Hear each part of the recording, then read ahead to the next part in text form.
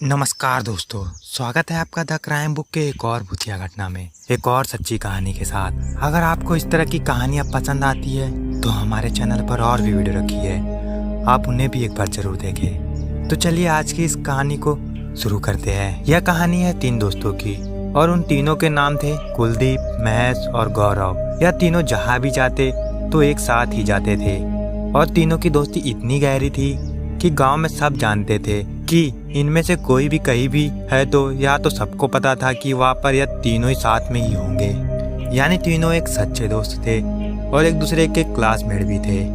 यह बात तब की है जब गांव में एक राजेश नाम का लड़का था और उसकी शादी होनी थी और उसकी बारात गांव से लगभग 33 किलोमीटर दूर एक दूसरे गांव में जानी थी। और उस बारात में कुलदीप, महेश और गौरव भी थे। बारात में तीनों ने बहुत डांस किया, खूब मस्ती करी। शादी विवाह का मामला था तो गांव में तो बहुत किस्म की रस्में वगैरह होती ही है। यह सब प्रोग्राम चल रहा था, लेकिन इन तीनों का इसमें कोई मतलब नहीं था। इससे कोई मतलब नहीं था। वह तीनों ने डीजे पर डांस करा और फिर चले गए खाना खाने।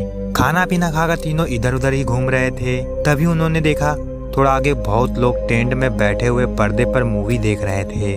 गाँव में शादी विवाह अक्सर ऐसा होता है कि मनोरंजन के लिए पर्दे लगाए जाते हैं और उन्हें फिल्में दिखाई जाती है।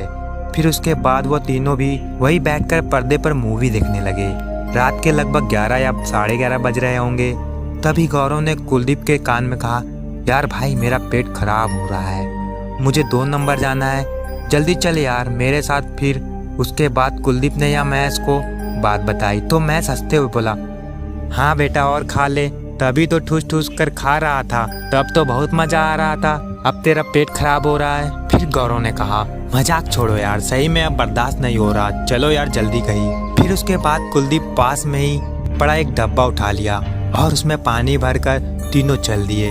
पीछे खेतों की तरफ तीनों जा ही रहे थे कि तभी अचानक पीछे से कोई बहुत तेजी से भागता हुआ आया और इन तीनों को धक्का मारकर आगे की तरफ निकल गया।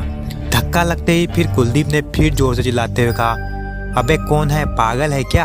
तीनों को समझ नहीं आया कि कौन था, पर जो भी था वह सफेद कपड़ों में ही था और तो कुछ ज्यादा पता नहीं चल रहा था कि कौन था वो। तभी महेश ने गौरव से कहा, चलो अब काफी दूर आ गए हैं, अब यहीं पर कहीं बैठ जा। फिर उसके बाद गौरव डब्बा लेकर खेतों के अंदर चला गया।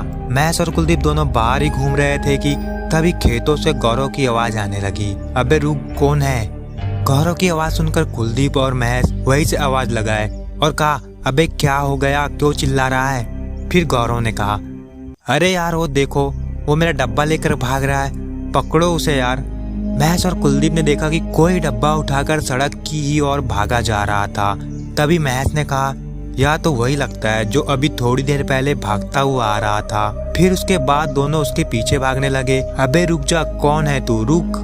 लेकिन वो जो भी था वो लगातार भागे ही जा रहा था और उनके पीछे से गौरव भी भागा चला आ रहा था, शायद वो अभी बैठा नहीं था। तभी उन तीनों ने देखा जो भी उनका डब्बा लेकर भाग रहा था वो एक बड़ी सी बाउंड्री के अंदर कूद कर भाग गया।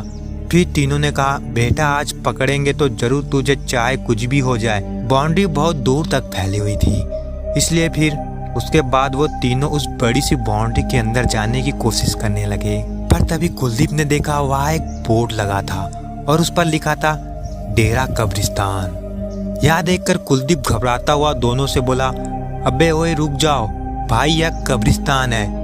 यह सुनकर महेश और गौरव भी रुक गए। अंधेरा तो बहुत था, इसलिए कुछ समझ तो आ ही नहीं रहा था, लेकिन यहाँ तो तय था कि यह एक कब्रिस्तान ही है और रात की वजह से गेट बंद था, शायद अंदर चौकीदार हो। तीनों यही सोच रहे थे। तभी कुलदीप ने अपने मोबाइल फोन के फ्लैश लाइट से देखा कि कोई उसी बाउंड्री के ऊपर दोनों पैर नीचे लटका कर बैठा था। फिर उसके बाद उसने दोनों को बताया वो महेश जमीन से पत्थर उठाकर उस पर मारने लगा। महेश पत्थर मार ही रहा था, तभी उसने महेश के फेंके हुए पत्थर पकड़ लिए और वो भी वहाँ से पत्थर मारने लगा, जिसके कारण महेश को चोट लगी और वह जमीन पर गिर गया।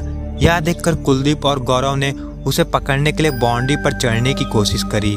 बाउंड्री तो बहुत ज्यादा ऊंची थी, किसी तरह वह दोनों उस बाउंड्री के ऊपर चढ़ गए और तभी उन्होंने वही आदमी जो सफेद कपड़े में अभी तक उनको भगाकर यहाँ तक लेकर आया और अभी बाउंड्री पर बैठा हुआ था, अब वह उसी कब्रिस्तान के अंदर एक कब्र पर बैठा हुआ था और वह किसी से बात कर रहा था। इस बार कुलदीप की नज़र उसके चेहरे पर पड़ी तो शायद कुलदीप उसको पहचान गया था कि वह कौन है। इसके आगे की कहानी अगले एपिसोड में है।